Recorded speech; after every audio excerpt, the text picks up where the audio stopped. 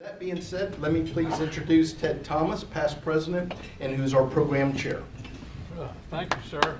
Thanks, everybody. Can't believe it. I'm a little nervous today, but you'll have to endure this with me. I'm gonna let the folks introduce themselves, but let me give you a few ground rules. This is seat 1 here on my left, and seat 2 is on the right. So we're gonna kind of try to do this time. We're gonna ask you to stand in place, but you'll have the microphone. You can speak to your opening remarks, closing remarks, and the questions that will be asked. We hope that's going to work. We're going to start, Gloria, with you and work down this way. My name is Gloria Pugh, and I decided to run for City Commission seat 1 because I believe that the City Commission needs a little bit more diversity.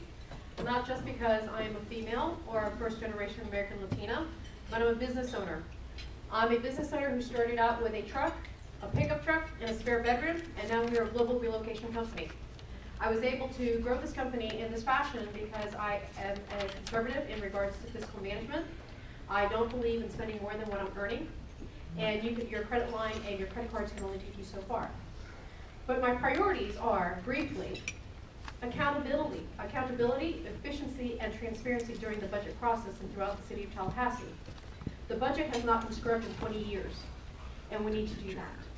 I believe that there are a lot of great people working at the city of Tallahassee, but again, if you do not scrub your budget on a regular basis, that does lead to inefficient spending of money.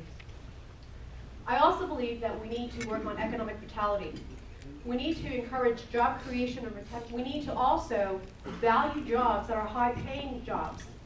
We also need to attract businesses that are not going to cannibalize our local businesses, but that are going to supplement the industries that are already here in Tallahassee. I also believe that we need to address public safety. We can no longer be Leon County, the top county in crime, or the city of Tallahassee, one of the 10 most violent cities in the state, in the United States. We've got to address that because that will impact our economic development. And lastly, I'm running to bring a fresh perspective, different background. I'm not running because I need a job. I already have a business that I run and that I work in every single day. I'm running because I love this community, and I think that we can do better. And so I hope to earn your vote and your trust. Thank you. Good afternoon. My name is Luther Lee. I'm running for City Commission seat 1. I'm not going to talk very long. I haven't mentioned the Toastmasters sessions yet, so bear with me. Born and raised in Tallahassee. I've got a wife, 5 beautiful children. The biggest reason I'm running is I want to have something established that works to leave for my children. And right now I feel like government at all levels is ineffective in the sense that they've removed we the people. So I want to put a regular guy back in office that speaks for the working class, the regular folks, the business owners, you know, the people that make up the community, the lifeblood of the community. So I've got over 12 years of management experience, currently working for the Department of Revenue, working on it, making it more efficient for taxpayers. And actually from the last forum, had an idea to try to push the burden of reemployment tax onto the state instead of onto the employer. So I thought that was a pretty neat idea to try to bring forward. Little stuff like that. I believe in finding solutions. My focus is going to be you should put someone in office who is wanting to serve. That's what elected officials are supposed to do. It's a civic duty. It's not it's not some kind of high and mighty position. We're supposed to serve the people. So I have a heart to serve. I believe in responsible stewardship of other people's money, especially.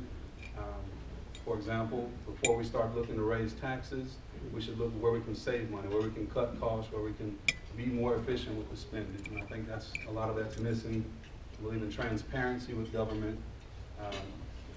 You know, before decisions are made or votes are cast, the citizens and the community should already be involved in that process. I think that's lacking, and I want to bring that back. Basically finding solutions, navigating the process of being in local government.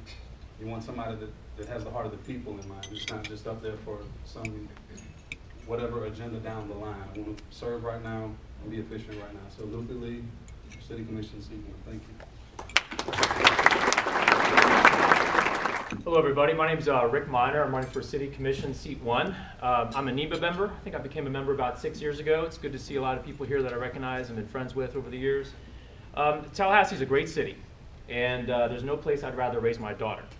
But there are some major challenges that we face, and it's going to take our next commissioner to have the energy, experience, and determination to tackle them. My first job was that of an entrepreneur. I was 14 years old, and I started an auction business selling old phonograph records and a trade magazine. I listed records by Elvis Presley, the Beatles, Fats Domino, and I'd sell them to the highest bidder. Since then, my career has been spent equally between business and government, but I've never forgotten the thrill of starting your own business and owning your own business and determining your own fate. And that's a perspective I think our next commissioner should have. As I moved on in my career, I worked as a senior manager for an international business consulting firm. I had clients in the United States, Hong Kong, South Africa, Maritime Canada, but I've also served as the financial operations manager for a small business. So I know the challenges of developing your annual budget, making payroll, trying to work through your cash flow to make payroll for that month. I know about these challenges. Now, it's important also for our next commissioner to have experience in government.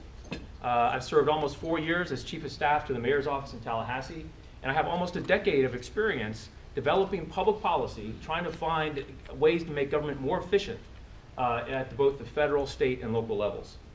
Finally, I've got a Bachelor of Science in Business Administration and a Master in Public Administration, so my education is balanced as well.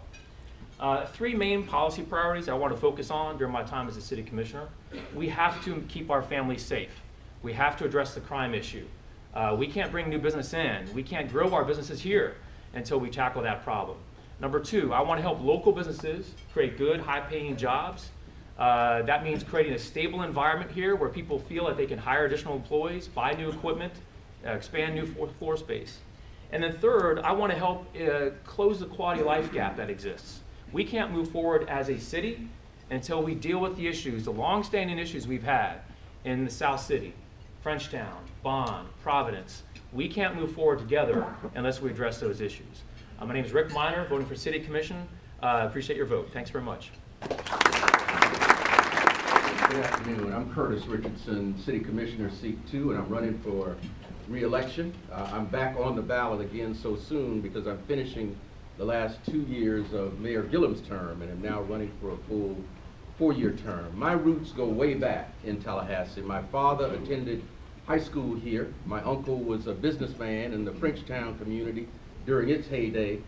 I came here as a student at Florida State University, completed 2 degrees there, and decided that I would make Tallahassee my home. And I've lived here for now over 40 years.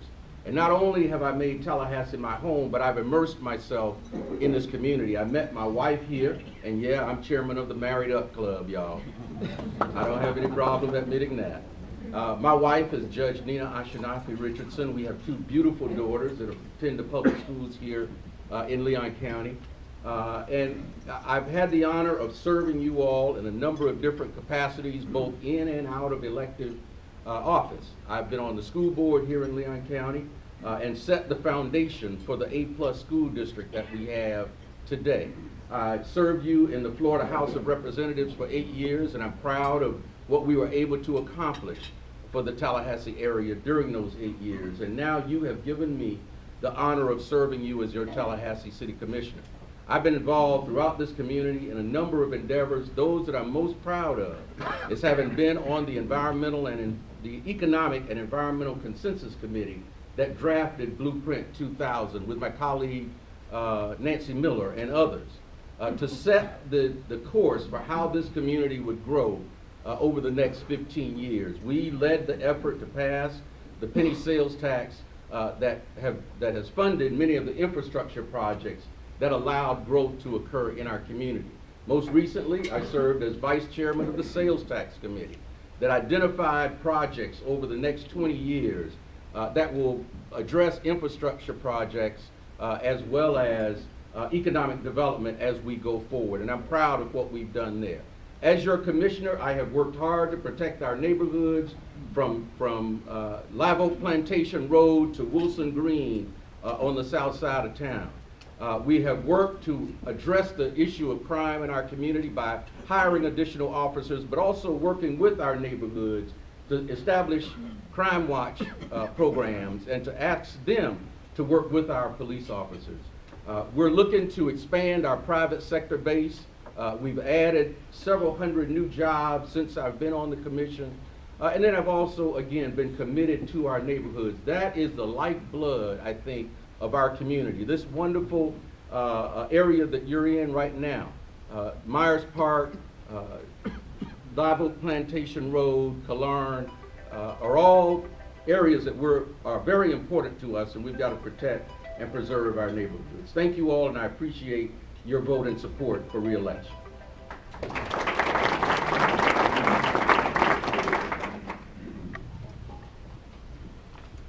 Thank you and good afternoon. My name is Steve Hoagland.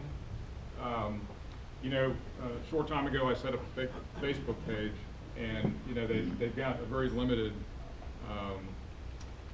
set of labels that you can identify yourself by. And so I scrolled down through those, and for my campaign I selected politician. And after listening to Mr. Bishop's description of how he feels about politicians, I'm glad that I recently went back and changed that to teacher. So hopefully I've dodged that one. But what I will tell you is I'm not a politician. I'm like many of you. I get up each day and I go to work. I've raised my family, and I'm very passionate about public service. I'm a career public servant. I served 29 years as a police officer in this state, 24 years with the Orange County Sheriff's Office. I'm very proud of my police service. I have a PhD in public affairs, and I currently teach criminal justice at Bainbridge State College, just a short drive north of here. I decided to run for this office because as a retired state police officer and state employee, I feel that many of the decisions that the city has made have hurt the poor, people who are forced to work 2 and 3 jobs to make ends meet, and businesses. And so, for example, I would have voted differently on some of the issues that the city has voted on recently.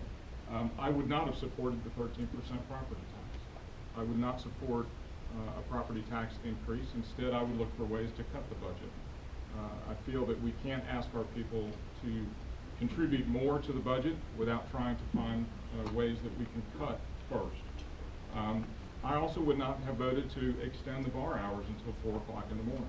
I can tell you that as a police officer, I worked off-duty jobs at bars many times, and worked a midnight shift on patrol where I spent many evenings going to bars. And I can tell you that after midnight, after 2 o'clock in the morning, good things do not happen at bars. If you give people 2 more hours to drink, good things do not happen at 4 o'clock in the morning. And so I would just say that by adding an additional 2 hours onto bar operating hours is just going to increase the workload on our police officers and is going to increase crime in general. I do agree with the commission, though, on purchasing body cameras for officers. I think that's a good idea. I think that's a great idea. It offers protection for officers. It creates a video recording of what's taken place. And it may, in fact, reduce lawsuits that may be filed against the city. So I appreciate the opportunity to meet with you today. I've enjoyed talking with all of you before we got started, and I look forward to this discussion. Thank you very much. All right, I'm going to do this.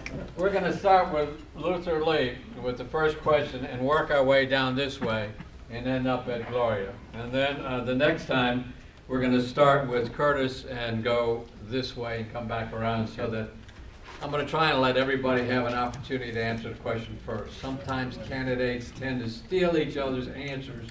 And I don't know if that would happen with this group, but I have seen it in the past. So we're going to try and do that so everybody has an opportunity to state their position first. So having said that, Luther, you are on, and each of you answer the same question. 1 minute, till time. Oh, you have 1 minute. I'm sorry, in case you forgot. Thank you, Peggy. The first question is, would you state your position on the mobility fee?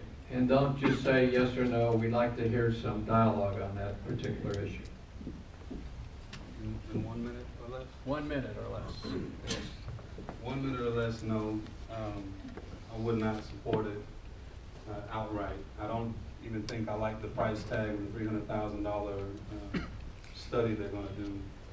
I think we need to get more involved with the citizens, see what everyone thinks, more town hall style forums, meetings like this.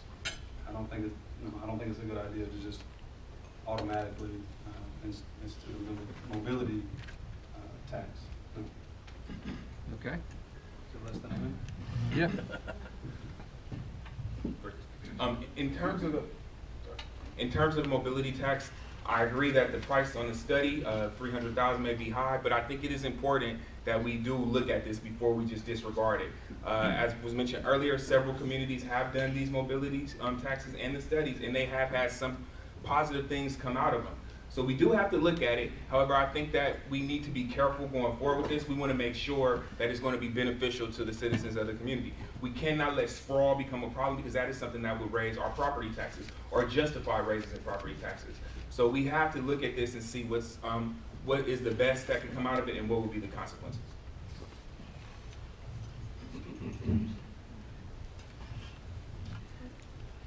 For me, the jury's still out on the mobility fee. I do support an impact analysis to find out how that would affect Tallahassee. I've got some grave concerns about the cost. If I were a commissioner today, I'd be asking some hard questions about that. What are we getting for that $300,000? And what type of study, what can we get that price down to something that's more reasonable? I will say we need to reform the current system. The concurrency approach right now is something that is clearly not fair to businesses and investors. Right now, you can have an apartment complex being developed along the side of a road and be under capacity for that road, but once you have a Dairy Queen come up and start building right beside it, you can pay $51,000. That's not fair to businesses and investors in this community. We need to find a different approach. The chamber is also taking a look at this. They haven't made a decision yet either, but I want to figure out what's best for us. I support the study. Let's figure out something that is an improvement on the current system that does not place an undue burden on businesses and investors here. Thank you. The mobility fee is one that the study I do support going forward, because the current concurrency model is not working. Developers have told us that it is unpredictable, it's unfair, it's cumbersome, it's too expensive. The legislature, the Republican legislature, gave us the option to look at a different model, and the city and county have decided that we are going to move forward with looking at another model that would make the cost of development in our community fairer and more equitable to developers. It has nothing to do with a tax or monitoring people's driving habits.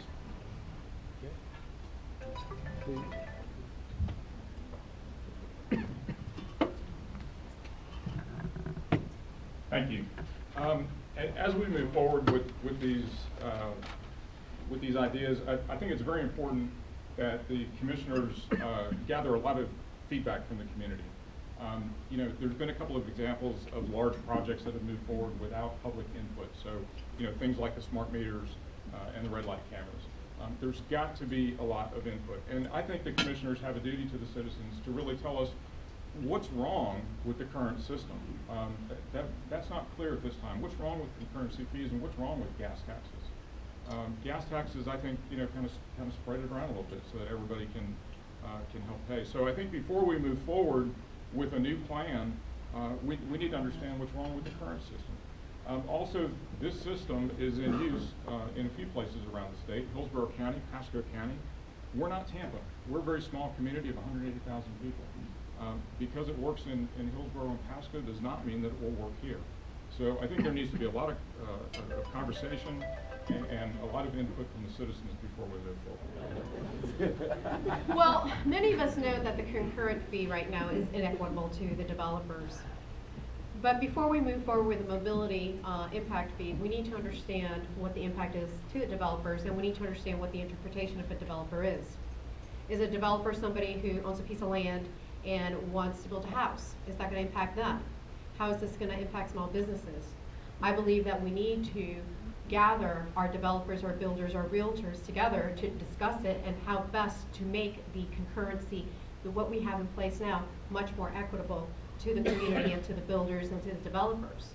We don't want something that's going to be a backdoor entry for something in the future that's going to impact our community. So we need to be very careful with replacements, because we don't want to make a replacement and only make it worse for our community. We have got to be very, very careful with how we move forward with the mobility impact with the fee. So I do support creating a body of people that discusses this and how it could be equitable for all. Thank you. Okay. I think it's important to investigate the factors that are going to determine if a business is going to choose to make its home here in Tallahassee or if they're going to go to another location. One issue, as everyone brought up, was public safety, and this idea that Tallahassee is a violent place. This is also stemming from the fact that we do not have equitable development. We have certain areas that are very well developed in Tallahassee, and we have other areas that have been left behind.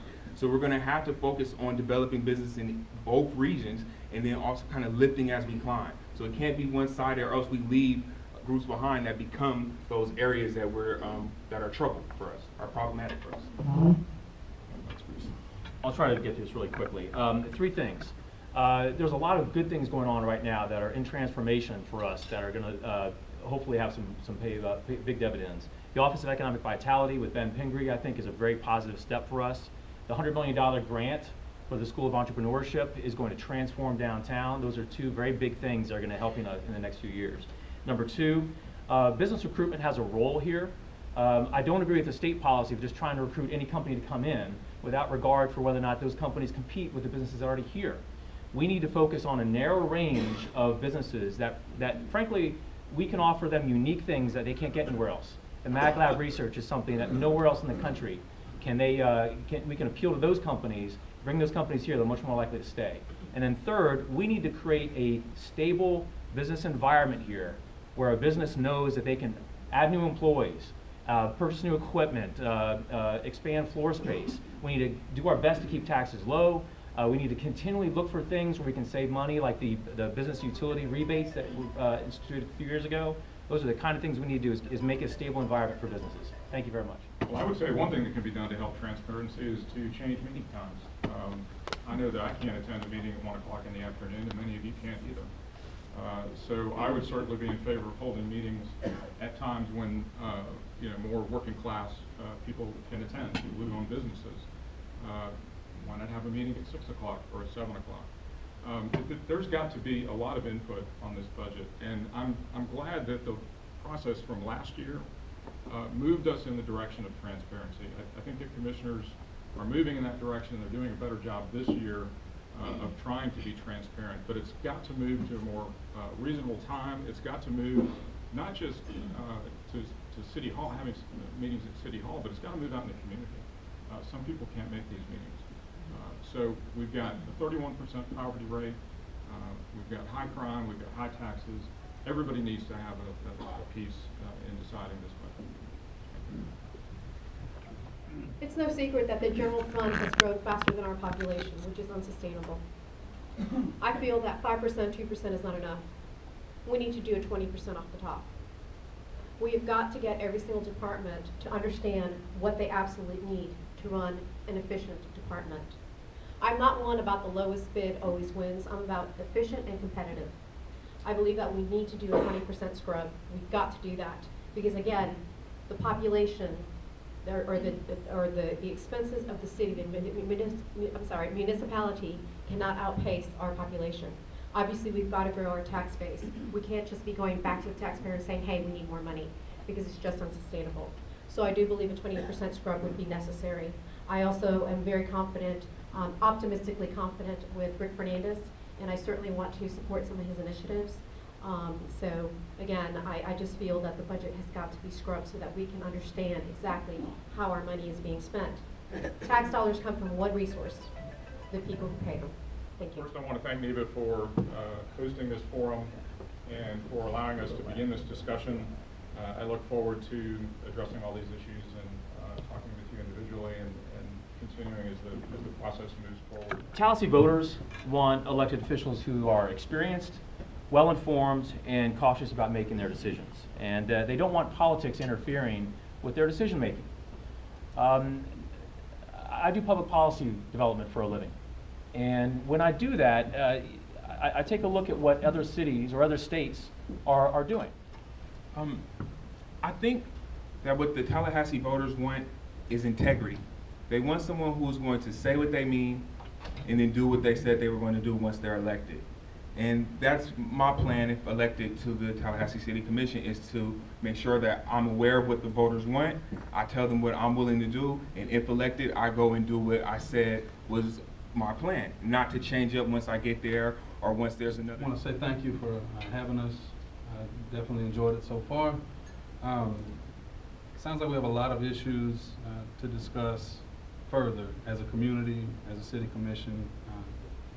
One of the things I would promise you is that if you're looking for someone who's going to have a heart to serve the people, someone who's going to be accountable for the things they say and do, and someone who's going to be responsible with tax dollars, I'm definitely the guy.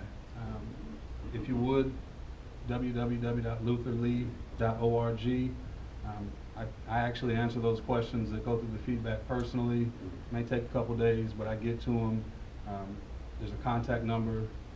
I encourage the dialogue, the conversations. That's how progress is actually done. That's how we move forward. So as a city commissioner, I will be accountable to the people. I will serve the people, and I will absolutely be responsible with tax dollars. I think that's what it's all about. So thank you very much. Thank you so much for the opportunity to be here before you. I love this community, and there are so many great things happening in our community. So many great things. But there's also a lot that's ailing our community. And we have got to focus on those items, and we've got to address them. First, we have to acknowledge in order to address. Our public safety issue, it was quite a few years before we truly acknowledged it. But now we're acknowledging it, and now we are addressing it. The community officer policing, I think that's a really great idea. I think that's a way for police officers to get on the streets and get to know their neighbors and earn trust, rather than coming at the tail end when something bad happens. They're there in good times or bad times. I also believe that a successful city has to have a sound financial structure. And we cannot be going back to the tax base every single time. We have got to create an environment where businesses can thrive, people have opportunities. We are the state to the third, we are the capital to the third largest state. Cities are no longer just looked at on a local level. We're looked at on a national and a global level. And we have got to compete on that level because other cities are competing in that level. So my focus is to be prepared at these city commission meetings, to understand the issues, to benefit the majority of the citizens of Tallahassee and not just a few. I am committed to serving in the best interest of the public. As I said, I'm a business owner. I've grown a business during a recession. I started as a local company and I'm a global company. I employ over 30 people. Again, I decided to run because I was very concerned about public safety. I was very concerned about our taxes. I'm very concerned about the community that I love. And I want to serve this community. I want to make sure that my employees live in a safe neighborhood. I want to make sure that my employees continue to have opportunity by the jobs that we have created in this community. We have, through the business, circulated millions of dollars in the last 10 years and given back to the community and nonprofits hundreds of thousands of dollars. But every time that we give, we want to see a return on our investment. Because again, the city is funded by one resource, and that's the citizens of this community. Unless you're paying a fuel tax, and then the outsiders do help with that, with the bed tax. But anyhow, my name is Gloria Pugh, and I would like to earn your trust and your vote for City Commission Seat 1. Thank you. I want to thank Ted for getting us through that. That was 5 candidates, and we're only 6 minutes over. I want to remind you that if you're interested in the free travel benefit program, please come over here. Bob Minigan will be here. If you are a member of NEBA, you have a straw ballot. Please fill it out and bring it up here to, right up here. No, give it to Tom and... Give it to Tom and to Catherine, who will be out by the door, and they'll collect them. and then we'll report it this afternoon. Thank you, everybody. Appreciate you being here today. See you next month.